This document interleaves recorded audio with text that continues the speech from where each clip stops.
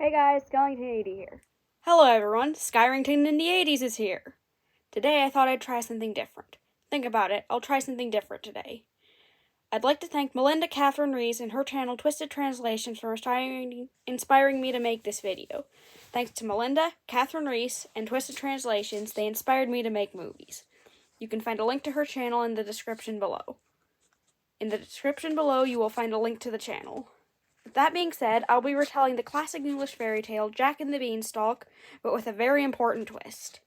Yes, but I will say it again about the classic British Velvet and Nuts, but there is a very important turning point. It's been mangled beyond recognition in linguistic sense by repeatedly translating it.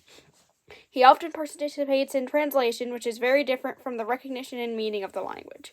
So basically, I'll read a piece of the story as it was originally written, and then repeat it as the delightfully mangled translated version. Therefore, as I originally wrote, I will read part of the story and repeat it with an interesting translation book. If you've watched Melinda's videos, I'm sure you know what we're in for. Absolute chaos. If you have seen Miranda's video, are you sure what we are doing? I'm thinking about chaos. This story first originated in the 18th century, and it's one of my favorite fairy tales, I'll admit. What can I say? I love a good giant story. This story dates back to the 18th century and is one of my favorite fairy tales. I'll admit, what can I say? I love big and beautiful people. It's true, I do love big and beautiful people. Without further ado, let's begin. This is going to be absolutely hilarious. Stop saying anything! Let's get started! I think it should be very interesting. Once upon a time, there was a boy named Jack. He lived on a farm with his mother. There was once a boy named Jack who lived on a farm with his mother. That one wasn't very interesting, but trust me, it gets so much better. His father had passed away many moons ago, and they had very little money. They only had a single cow named Milky White to their name. His father died a few months ago. He had almost no money, only a cow named Milky White. One day, Jack's mother told him to go to the market and sell Milky so they could get some money to buy food and provide for themselves. One day, Jack's mother told him that he could go to the market, sell milk, make money, and buy food and bread. But as he was on his way there, a strange old man stopped him. But the old stranger stopped him in the street. Instead of money, he offered Jack something he assured him was much better, magic beans. Instead of spending money, he gave Jack something better, magical notes. Unable to resist, Jack gladly bought the beans and headed home, excited to tell his mother about the trade. Jack couldn't help it, but fortunately he bought a few walnuts, went home, and enthusiastically talked about the deal with his mother. His mother, unfortunately, did not share his enthusiasm. Justifiably angry that her son had been so gullible, she threw the beans out the window and into the garden. Unfortunately, his mother did not share his passion. He was legally angry with his son's unluck, so he threw the beans out the window and went to the garden. Jack was then sent to bed without dinner, but during the night it started raining and something magnificent happened. So Jack went to bed without dinner, but it began to rain at night and something serious happened. As it turns out, the beans truly were magical. As the rain came down from the heavens and watered them, they grew into a magnificent beanstalk that towered over the farmhouse. Of course, beans are absolutely great! When it rains in the air and water, they turn into beautiful beans and appear on the farm. When Jack awoke the next morning, he was overjoyed to see that he hadn't been cheated after all and eagerly began to climb the beanstalk. When Jack woke up the next morning, he was glad to hear that he had not been deceived and began to climb up the beans enthusiastically. And so he climbed up the stalk into the sky until he reached the clouds. And it was that moment he saw something simultaneously amazing and terrifying. A giant castle! Then he gets up and goes to heaven until he reaches the clouds, and then he sees something smart and scary. A great castle. So wait, Jack's dead now, apparently. So, Jack was no more than an insect compared to the enormous abode. Anxious to proceed, but also too curious to turn back, Jack walked across the clouds, climbed the colossal front steps, and gingerly knocked on the great wooden door. Jack is not another insect, just a beautiful habitat. It was a pleasure to continue, but Jack came back curiously, walked in front of the clouds, climbed the big stairs, and gently hit the door. A towering giantess answered the door. She was as beautiful as she was enormous, and Jack scarcely came up past her ankle. Once he found the courage to speak, he asked in a timid yet polite voice, "Good morning, ma'am. I've come all the way up that gigantic beanstalk, and I'm kind of hungry. Would you be so kind as to give me some breakfast?" The fast-growing giant opened a door as beautiful as him. When Jack had the courage to speak, he hardly raised his ankle and asked in a shy but polite voice, Hello, Madden. Thank you very much. I'm getting close to this soybean. I'm a little hungry. Can you help me with breakfast? The giantess, charmed by how tiny and adorable he was, agreed to give him some food, but warned him that her husband would soon awaken. He was unfortunately not as kind as she was to smaller folk. The giant was seduced by his daughter and her kindness. No, no, no, no. The giant agreed to feed her, but reminded her that her husband would get up early. No. Unfortunately, he is not as good as the child. Oh no, I do not like what that's implying. Oh dear. Oh dear, this is wild. And so Jack gratefully ate what was given to him. But unfortunately, as she had foretold, loud thumping footsteps came down the hall, and a deep, booming, baritone voice thundered, "Fee, fi, fo, fum! I smell the blood of an Englishman. Be he alive or be he dead, I'll grind his bones to make my bread." Jack thanked him for the reception, but unfortunately, as he had said, several loud stares came out of the corridor, and they felt a deep and explosive baritone. "Do, fi, fo, fum! I smell British blood. Whether I live or die, I will bake my bread in his bones." That sounds equally terrifying. I don't think I would like to have bread baked in my bones while I'm still alive. That sounds very painful, actually. The giant was even bigger than his wife. He was most certainly a sight to behold, taller than a tower and stronger than 100 men. Oh, and he also enjoyed eating men like you or I would eat a nice juicy hamburger. The giant is much bigger than his wife, which is definitely an admirable image. Not just a tower and 100 strong. Oh, he always likes to eat men like me and delicious and juicy hamburgers. Jack was terribly frightened. The giantess, not wanting her new friend to become her husband's breakfast, quickly hid him inside of the oven. Fortunately, the coals had long since cooled since she had used it to cook the food, so he didn't get burned. Jack is very scared. His new girlfriend is a giant and doesn't want to eat her husband's breakfast. He soon hid it in the bakery. Hid what in the bakery? I don't think I want to know. "No, dear," she answered with a smile. "You only smell your breakfast. Here, here, sit down and eat. You're always so cranky before you get food in your belly." The giant grumbled to himself, not convinced this was the case, but did so anyways. "No, honey," he replied with a smile. You can only smell breakfast. Here, here, sit down and eat. You are always very angry until you have food in your stomach." Deb doesn't believe it, but he still believes it. Okay, so apparently the giant is gay now and named Deb. This just keeps getting better and better. And so the giant wolfed down his food, the food his wife had made, without so much as a thank you. The crunches and slurps that he made as he ate were truly sickening, and Jack could barely keep himself from retching. Then the huge wolf dropped the food his wife cooked without thank you. The hard soup he cooked at the meal was terrible, and Jack didn't care. So apparently he's a wolf now. A giant wolf named Deb. How interesting. When the giant finished eating, he turned to his wife and barked, "Bring me my bag of golden coins." When the giant finished eating, he turned to his wife and said, "Give me a bag with gold coins," I said. Not wanting to upset her husband, she quickly fetched the bag of coins, and her husband began to gleefully count them. He was immensely proud of his wealth, most of which had been accumulated by stealing from others. I didn't want to disturb her. She quickly bought a bag of coins. Her husband began to think that she was happy. Most of them were very proud of the wealth he had accumulated when he stole more. Jack, who was still hidden inside the oven, saw all this happen with wide, awestruck eyes. The giant's coins were as big as wagon wheels. Surely even one of them would be enough to please his mother, who was still somewhat miffed over Jack supposedly getting scammed. Sorry. Just needed to clear myself out for a second. Jack was still in the oven. He saw everything going on in an amazing way, and the huge fragments looked like a car wheel. Of course, even one of them is enough to satisfy his mother, and she is still a little disappointed that Jack has an affair. Oh no. Oh no. Oh no. The giant had forgotten all about the Englishman he smelled, and was quite relaxed from eating a nice filling breakfast and counting his coins, so he fell asleep. It was then that Jack made his move and cautiously crept out from the slits on the oven door, from between the slits on the oven door, dang it, and climbed up onto the tabletop. The giant forgot that he had heard of his Englishman and had a hearty breakfast, which was full of breakfast. When he counted, he fell asleep and felt quite comfortable. Jack moved, gently climbed to the oven door, and entered the counter. Jack stealthily took a single coin, which took all of his strength to lift. The giant snorted and stirred, but fortunately did not awaken.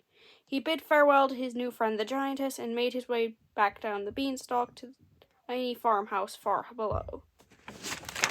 Jack secretly collects coins and uses all his power to get rid of them. The giant smelled very dynamic, but unfortunately he couldn't recover his senses. His new friend said goodbye to the giant and returned to Dowsy, a small farm in the background. His mother, who was staring up at the Beanstalk in shock and presumably had been doing so all morning, noticed him coming down, as well as the colossal coin. She was overjoyed as she was surprised, and forgave him for making what she had perceived as a bad trade. They lived well for quite a while off the coin alone and were able to improve their lives substantially. I saw a shocking bean plant. Your mother, probably like this all morning, noticed that they had fallen down and had a lot of money. He was equally happy. When he did what he thought was bad, he was surprised. He didn't love him. He had a penny. They lived a good life and could significantly improve their lives. About a week later, Jack was feeling a bit bored, so he decided to once again climb up the Beanstalk. Just like the last time, he was greeted by his friend the giantess, who smiled warmly and said in a gentle voice, "Ah, hello, little Jack. It's been a while since I've seen you. Come in, come in. My husband is away looting and won't be home for a while." About a week later, Jack was a little bored, so he decided to climb beans again. Just like the last time, he was familiar with his big friends. He smiled enthusiastically and said silently, "Oh, hello, little Jack. I haven't seen you for a long time. Come in, come in. My husband is going to steal him. I'm not at home for the time being." So wait, who answered the door then? And so he came in, and they had a very nice lunch together. They chatted for a while, so long that they completely lost track of time. And soon, just as she had feared, the same thunderous footfalls and same booming voice roared from the doorway. "Fee, fi, fo, fum, I smell the blood of an Englishman. Be he alive or be he dead, I'll grind his bones to make my bread." So they went in and had a big lunch together. They talked for a long time, and it took a long time. I don't understand how the time passed. Soon, as I was worried, the same lightning came out of the door. "Yes, blood, life, British blood. Are you still alive or dying? I want to polish your bones, and make my own bread." The giantess quickly hid her small friend again in the pocket of her apron, which was hung on a hook on the wall. She tried her best to smile and said in a gentle, reassuring manner, "No, dear, you only smell your lunch. Come, come, you're always so cranky when you come back from looting." The giant hid his friend in his bag, with a hook apron hanging on the wall, smiled confidently, and silently did everything he could say. "No, honey, you just smelled lunch. Come on, hey, so, when you come back without a thief, you will always be very nervous." Again, he was not fully convinced, but he was too hungry to argue further, so he sat down and, just as disgustingly and rudely as before, gobbled down his lunch. Once he was done, he turned to his wife and barked, "Bring me my golden goose." He is not completely sure here, but because of other discussions, he is as hungry, disgusting, and rude as before. After dinner, he turned to his wife and barked, "Let me prepare for the Golden Canyon!" I kind of want to know what that is. That sounds very interesting. Again, wanting to keep her husband as happy as she could, she quickly fetched the magical bird and put it on the table before him. Once she had completed the task, he thundered at the goose, "Lay me an egg or I'll roast you for supper." I wanted to make her husband happy again, so he quickly grabbed the magical bird and put it on the table in front of him. After the mission, he said to the goose, "Give me an egg or I will make dinner for you." I don't know, that honestly doesn't sound that bad, unless he's a terrible cook. The goose honked in terror and squeezed with all her might, and eventually she laid an egg made of pure gold, which the giant immediately scooped up and put inside his pocket. "Good, good. You have not disappointed me yet. You may live another day." The goose had a horn of fear and grabbed him with all his strength. In the end, the giant immediately caught him, put him in a pure gold egg, and then put him in his pocket. You didn't let me down. You can buy it for another day."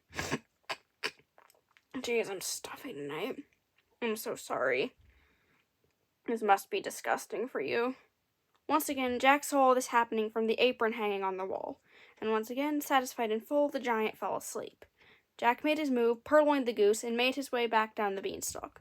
Jack saw everything on the apron hanging on the wall again. He was satisfied and saturated again. The giant fell asleep. Jack moved and returned to the trunk of the bean digging. Jack's mother greeted him when he came back home and was delighted to see what her son had brought back.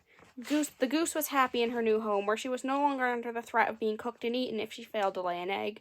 And they were happy because they now had a great pet and a fantastic source of income. When Jack's mother came home, she greeted him and was glad to see what his son had brought. If Kazu does not lay eggs, they will be happy in a new home that is no longer threatened by food and cooking. If they have good pets and a good source of income, they will be happy.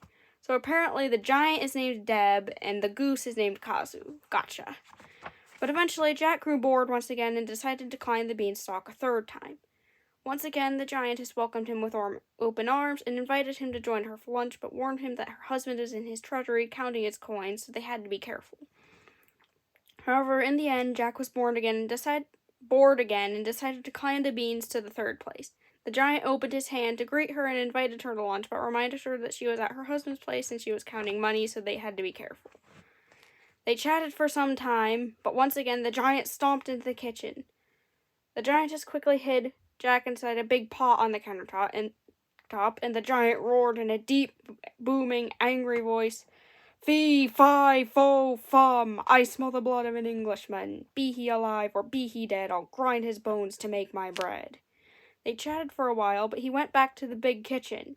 The giant quickly hid the cat in a big pot on the counter, and the giant made a very explosive and angry voice, "Do, fi, fo, cigarettes, I smell like British blood. Whether you live or kill, I will make bread in your bones." So apparently Jack's a cat now. Gotcha. That's nice to know. And once again the giantess reassured her husband, "No, no, darling, there are no Englishmen here. Have some lunch, you're getting cranky again." He still didn't believe her, but was too hungry to argue, so he sat down and started gobbling down his lunch. The giant said to her husband again, "No, no, honey, there is no English here. He is having lunch and you are angry again." He doesn't believe it, but he can't say that he is hungry and begins to sit down and swallow lunch. Once he was done eating, he turned to his wife and rudely barked once again, "Bring me my enchanted harp." After dinner, he turned to his wife and burred fiercely again, "Please give me my beautiful harp." So the translated giant is a lot more polite. That's nice. Knowing that the harp's beautiful music would greatly improve her husband's mood, the giantess quickly retrieved the harp. She was modeled in the image of a beautiful woman and looked to be very much afraid of her master. The giant knew that the beautiful harp greatly improved her husband's mood. After the image of a beautiful girl, he quickly returned the harp. She is a role model and seems to be very afraid of her boss. He snarled in an impatient tone, "Play for me." And not wanting to risk angering him by disobeying his orders, she began to deftly pluck her strings, producing a heavenly melody. He shouted impatiently, "Play for me," so that he would not laugh at him for not obeying orders. He began to cut the rope and set a good tone.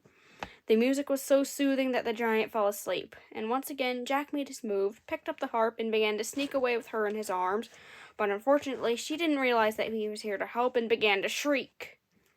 The music was so light that the giant fell asleep, and Jack moved again, holding the harp in his arm, and began to escape.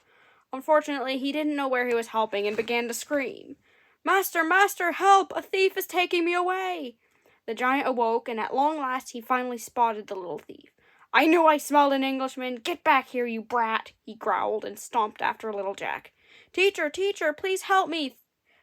Thieves take me away!" The giant stood up and finally found the little thief. "I know I smell English! Hold your baby!"